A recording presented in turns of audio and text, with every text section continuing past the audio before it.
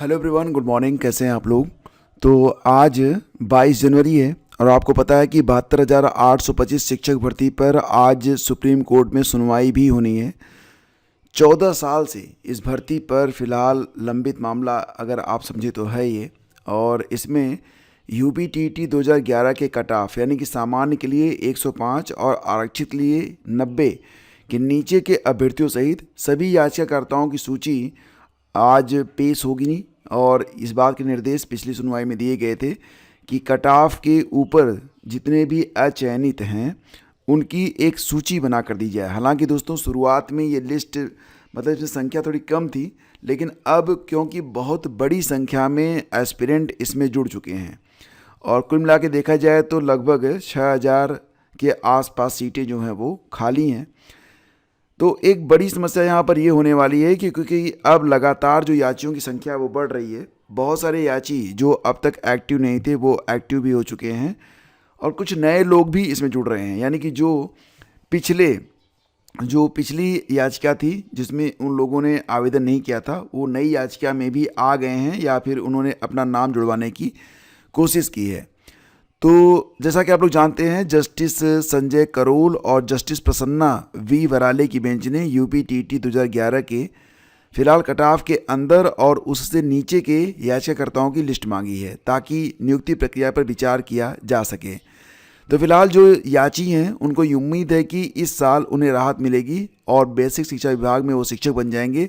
हालांकि सटीक आदेश का इंतज़ार है। तो आज बेंच किस दिशा में आगे जाती है, मतलब जो 16 दिसंबर तक कही गई थी बात कि 16 दिसंबर तक जो लोग याची बन पाएंगे, नई याचिका से जो लोग जुड़ पाएंगे और पुरानी याचिका में भी जिनका नाम है, सिर्फ उन्हीं लोगों को कंसीडर किया जाएगा या फिर जितने भी लोग इससे जुड़े हुए हैं पुरानी और नई याचिका से, साथ ही साथ कट ऑफ के ऊपर हैं, क्या यहाँ पर टॉप टू बॉटम मेरिट बनाई जाएगी। यानी कि जो जिनके अंक ज़्यादा हैं उनको पहले और जिनके अंक कम हैं उनको बाद में नियुक्ति प्रदान की जाएगी। तो देखना ये होगा कि आज क्या सुनवाई होती है। जो भी अपडेट रहेगी, जैसे ही सुनवाई होती है, मैं आपको इसके बारे में सारी अपडेट इस चैनल पर प्रदान करूंगा। सब्सक्राइब करके रखिए ताकि आप इस अपडेट को प्राप्त कर सकें। देखो फ्रेंड्स, इसी के साथ जो लोग बीएड किए हुए हैं वो लोग इस बात को लेकर परेशान हैं कि वैकेंसी नहीं आ रही है, नौकरी नहीं लग रही है। लेकिन इसके बावजूद भी जो लोग बीएड नहीं किए हुए हैं वो इस बात से परेशान है कि अगर उनका बीएड हो जाता तो हो सकता है कि उनको जॉब मिल जाती।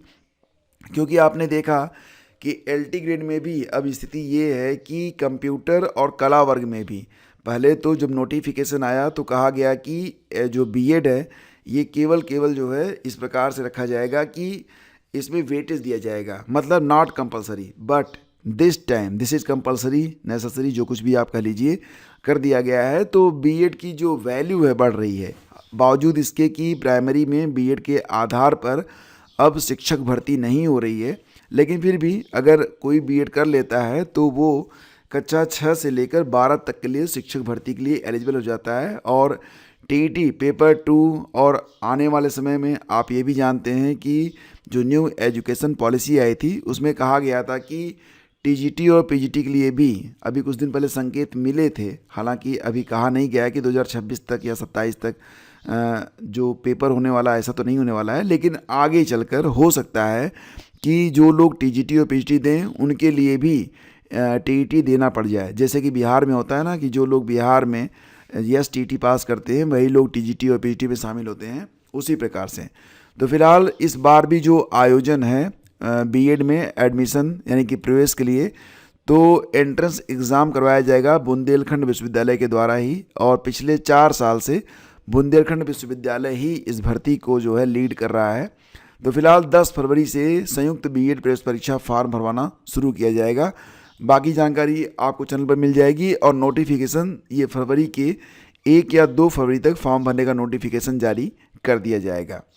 और देखो फ्रेंड्स, बिहार लोक सेवा आयोग से एक प्रेस विज्ञप्ति आई है और इसमें ये कहा गया कि एक महिला अभ्यर्थी ऐसी है जो कि जब इंटरव्यू में शामिल हुई तो उसने अपना मूल रोल नंबर और एडमिट कार्ड में एडिटिंग कर अन्य चयनित महिला अभ्यर्थी के रोल नंबर का दुरुपयोग करते हुए दस्तावेज सत्यापन प्रक्रिया में सम्मिलित होने का प्रयास किया।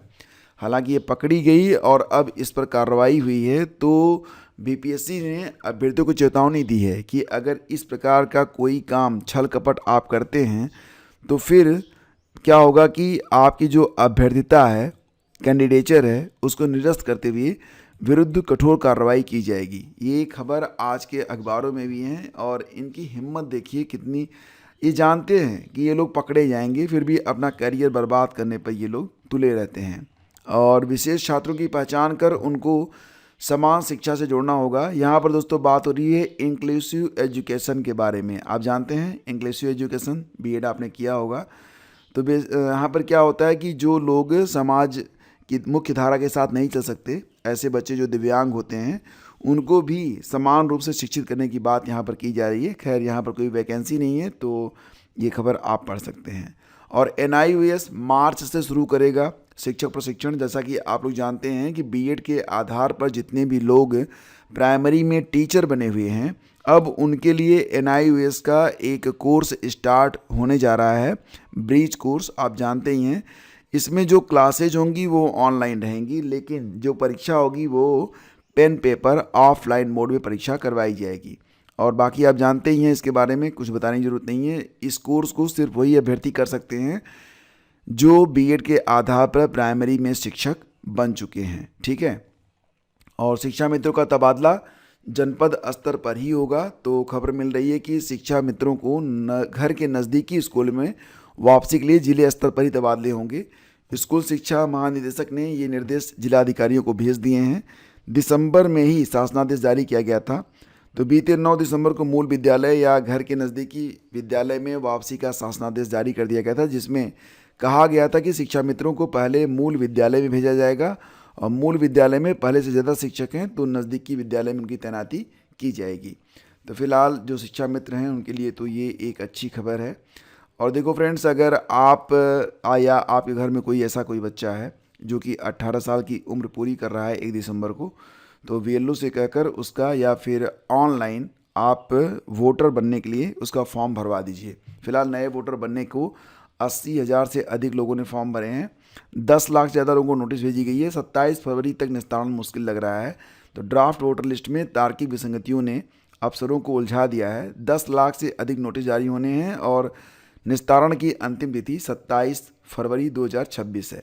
तो फिलहाल मुझे लग रहा है SIR की डेट अभी और आगे बढ़ने वाली है। अटल पेंशन योजना ये बढ़ा दी गई है 2031 तक। इसके बारे में आप जानते ही हैं, 2015 में मई 2015 में योजना शुरू की गई थी और इसमें जितना आप निवेश करेंगे उसके मुताबिक प्रतिमाह 1,000 से 5,000 रुपये तक का पेंशन का प्रावधान है। वित्तीय मंजूरी मिलने से असंगठित क्षेत्र के श्रमिकों के बीच पहुंच बढ़ाने के लिए प्रचार और विकासात्मक गतिविधियों को बढ़ावा इसमें मिलेगा। और ये दोस्तों आज की सारी अपडेट है। 72,825 शिक्षक भर्ती के लिए जो कुछ भी अपडेट रहेगी आपको टाइमली यहाँ पर प्रोवाइड की जाएगी। चैनल पर पहली बार हैं तो सब्सक्राइब कर लीजिए।